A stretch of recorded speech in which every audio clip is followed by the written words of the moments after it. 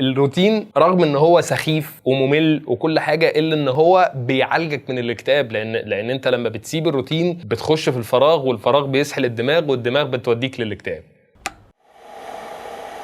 برين، ماذا سنفعل الليله؟ سنفعل ما نفعله كل ليله يا بنكي، نحاول السيطره على العالم.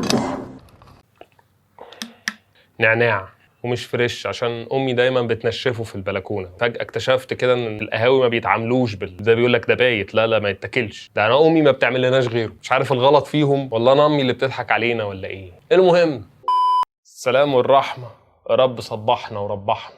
الروتين مفيد للصحه، حاجه مش منطقيه بصراحه. يعني اللي هو الروتين ده ألعن حاجه في حياه البشر. انت فاهم يعني ايه ان انا حاجه ممكن تعمل في خطوات قليله اروح اعملها في خطوات كتير، او ان انا مثلا اقعد كل يوم بعيد نفس القصه بنفس التكرار بنفس الاحداث كله هو. طب انا اكيد هتخنق وهزهق فاهم؟ ولكن ما نقدرش نعيش من غيره. احيانا بيقولك ان حتى الاغنياء، يعني هو لو حياته سهله وبسيطه جدا، الموضوع مع الوقت بيبقى سخيف. اللي هو مهما كان التكرار ده حلو هيفضل الموضوع صعب، لان كتر الحلاوه بيموع النفس. من جانب اخر ممكن تلاقي ان الروتين هو برضو سبب في الابداع. يعني احنا اتخلقنا بنكره الروتين عشان نقدر نوصل للابداع. احنا بنفضل نعمل ده لحد ما نزهق، فنروح اللي هو نكسر سياق الروتين، نخرج عن النص، فنطلع حاجة جديدة. ولكن الابداع لوحده مش كفاية. اكبر مثال على ذلك احنا اليوتيوبرز والكرييترز والناس الجميله دي. شفنا اعظم اليوتيوبرز وهم بيقعوا وبيتدمروا بسبب انهم ما بينزلوش فيديوهات، ما بينزلوش حلقات، ما بينتظموش في هذا الفعل. وده ببساطه لان هو ما عندوش مرتب اخر الشهر، ولا ملزم ان هو يقوم يصور كل يوم. هو ما عندوش اي حاجه، هو قشطه، انا وقت ما اكون فاضي، وقت ما اكون رايق، اقوم بقى اولع الكلام. اول ما بتقعد يومين اكتئاب صباح الفل. مبدئيا هو ده الاساس اصلا، ان هو الروتين رغم ان هو سخيف وممل وكل حاجه الا ان هو بيعالجك من الاكتئاب، لان انت لما بتسيب الروتين بتخش في الفراغ، والفراغ بيسحل الدماغ، والدماغ بتوديك للاكتئاب. في الاخر بتلاقي اليوتيوبر الجامد جدا ده بينزل فيديوهين 3 في السنه. وتعالى نروح لتجربتي برضو، لان انا في الاول كنت في المدرسه بني ادم طبيعي عندي الروتين السخيف ده، وكنت متضايق منه جدا. وفي لحظه كسرت كل القواعد وبدات ان انا خلاص انا مش هلتزم بالحاجات دي، وهتعلم حاجات اونلاين وبتاع. وبدات اتعلم وكان عندي حماس رهيب. اتعلمت ديزايننج وكتابه وتصوير وفيديو ميكنج وحوارات، فاهم؟ ممكن اقول ان انا اتعلمت كل الحاجات دي في سنتين، اللي هو حاجات اصلا لو انت اتعلمتها بالشكل الروتيني بتاع الكورسات والحاجات دي كنت قعدت اتعلمتها في سنين السنين. فكان بالنسبه للي حواليا ده وقت قياسي. ولكن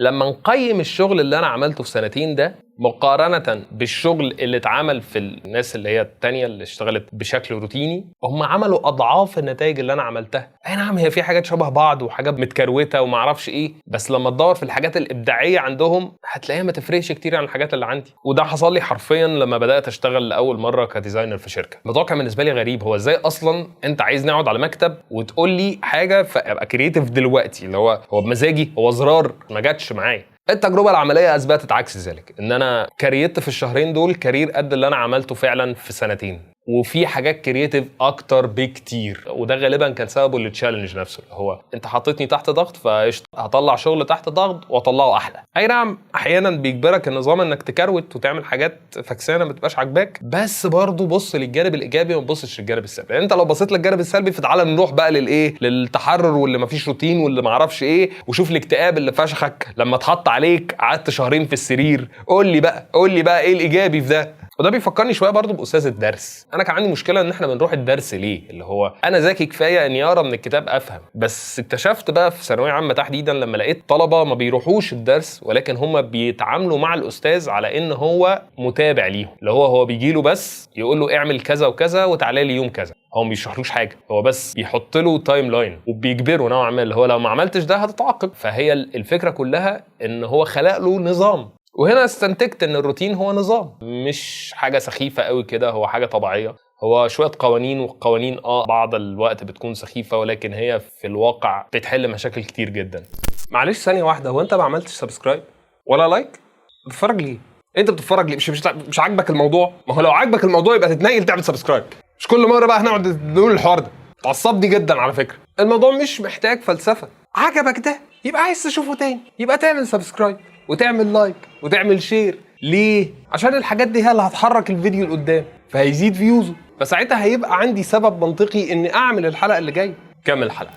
لو انت عايش بالابداع عمرك ما هتحس ان انت بتعمل حاجه غلط، لانك مش هتربط اصلا ان الحريه هي السبب في اكتئابك. مش هتدرك ده الا لما تجرب الروتين بنفسك. مع الروتين بتحس بستريس اكتر، بتحس الموضوع سخيف شويه، ده حقيقي، ولكن من اين تاتي المتعه الا من المعاناه؟ يعني في النهايه لما تبص كده هتلاقي ان قصه احدهم وقصه احدهم الاخر. هتلاقي ان احدهم كان شايف الحريه وشايف المعرفش ايه وابدع حاجه فنيه ونجح وطلع في برنامج تلفزيوني فقال لها انا حاربت حرب كبيره جدا مع الاكتئاب.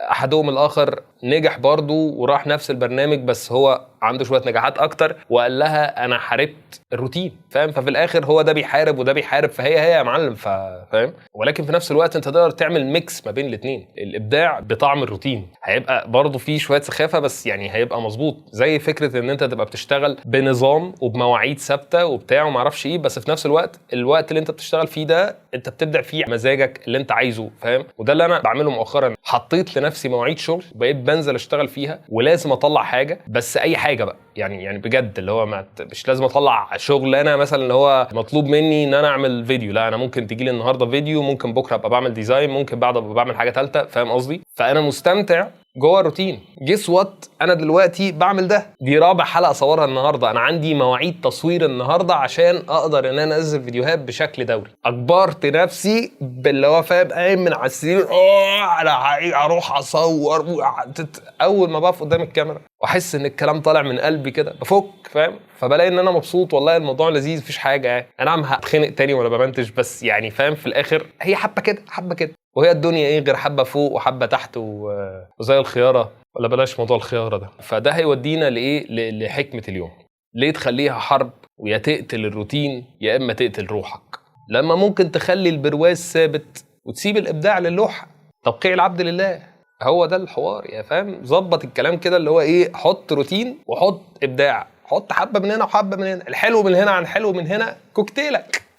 تنويه قبل النهايه، مدام عنايات موظفة الشهر العقاري الكلام مش إلك، الروتين معاكي مش حلو. الفكرة ببساطة ان الروتين انواع، احنا بنتكلم عن الجانب الصحي من الروتين، لكن في برضه جانب مش صحي اللي هو غالبا بيكون في الوظائف الحكومية، في الحاجات اللي زي كده. وفكرته ببساطة بتتلخص في انك عشان تخلص الورقة اللي انت عايزها لازم تاخد امضاء شعب مصر كله، تلف عليهم واحد واحد كده عشان تمضي الورقه. يمكن الهدف الرئيسي من ده كان ان يبقى مساحه التزوير مقفوله، صعب انك تعمل نسخه فيها كل الامضاءات دي، او يمنع التلاعب نوعا ما، اللي هو ما ينفعش تشكك في الورقه دي بعد كده، اللي هو لا ده انت في 70 واحد شاهد على الليله دي، على عكس لو الورقه عليها امضاء شخص واحد. انا لا، مش هو ده اللي انا كنت بتكلم عنه، فلان اتلخبط وخلاص ما هو فلان. لكن لما يبقوا فلالين كتير الموضوع بيختلف. فهي فيها جانب برضو من المنطق، ولكن لما تكون بتعطل إيقاع الحياة يبقى حرام يا مدام فاتن. بس يا جماعة في النهاية لو قلت حاجة حلوة فادتك يبقى الثواب ليا، ولو قلت حاجة ضايقتك سامحني ويبقى الثواب ليك. بالآخر جمعية ودايرة والكل بيستفيد.